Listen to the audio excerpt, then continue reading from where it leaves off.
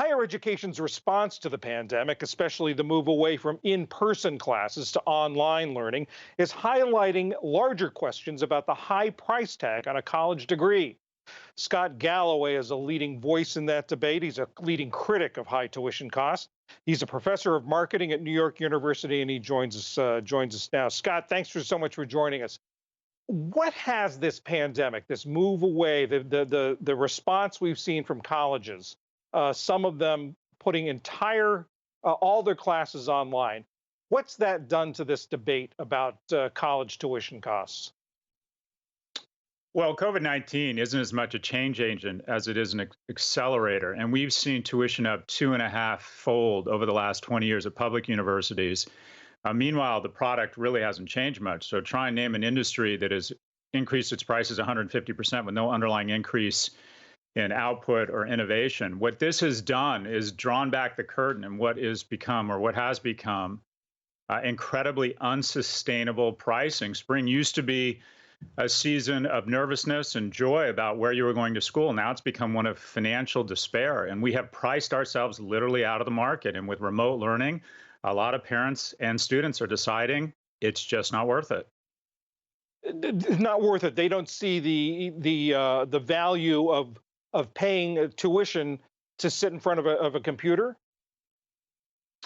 Well, primarily speaking, a university, the value is from three things: the certification, the education, and the experience. And we have raised prices so quickly that any sort of reduction in any one of those three things has really caused people to decide or rethink their decision. And with the experience so dramatically decreased or disabled, if you will, a lot of parents are saying, do I really want to pay $68,000 a year for a series of Zoom classes? My colleague, producer Courtney Norris, spoke with Terry Hartle, who's Senior Vice President of the American Council on Education, which represents about 1,700 colleges and universities, and asked him about some of these issues. And I want you to listen to what he had to say on this question of costs, and then we'll talk about it afterward.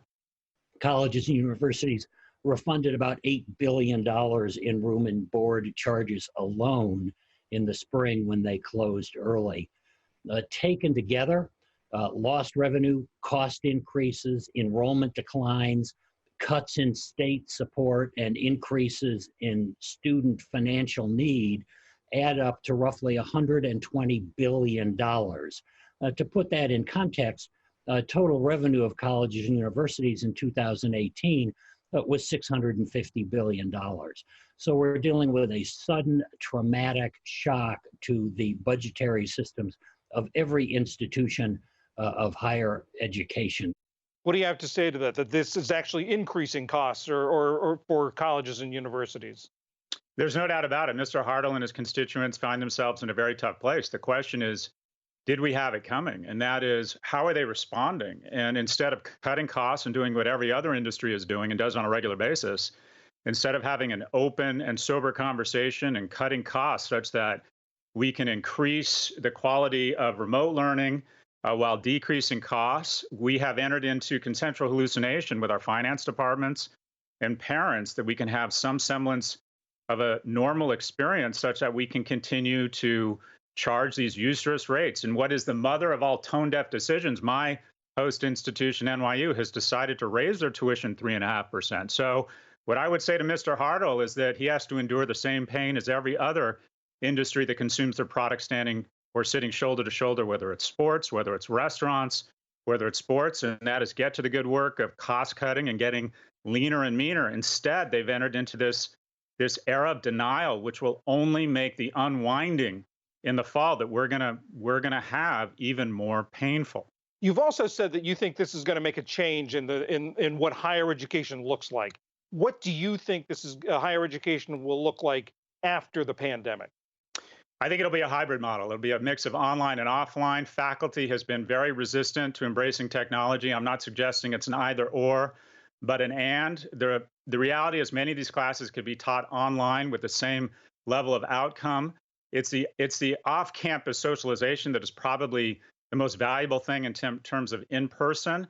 So you can envision the silver lining here is as big as the cloud. If we move to a scenario where, again, with innovation and the embrace of small and big tech and reduction in the cost and an dramatic increase in supply of freshman seats, we might find, like every other industry, that we can increase the quality of the product and lower the price. And we have done neither of those in education. This isn't a debate, it's an IQ test. Any sober analysis of the upside versus the downside shows that we are going to be all remote across almost every university this fall. It's just a question of how many infections we endure and how much pain we levy on university communities. Universities, John, have been the warriors fighting viruses, not its enablers. We need to close campuses, full stop, right away. Scott Galloway of New York University's Stern School of Business. Thank you very much. Thanks for having me, John.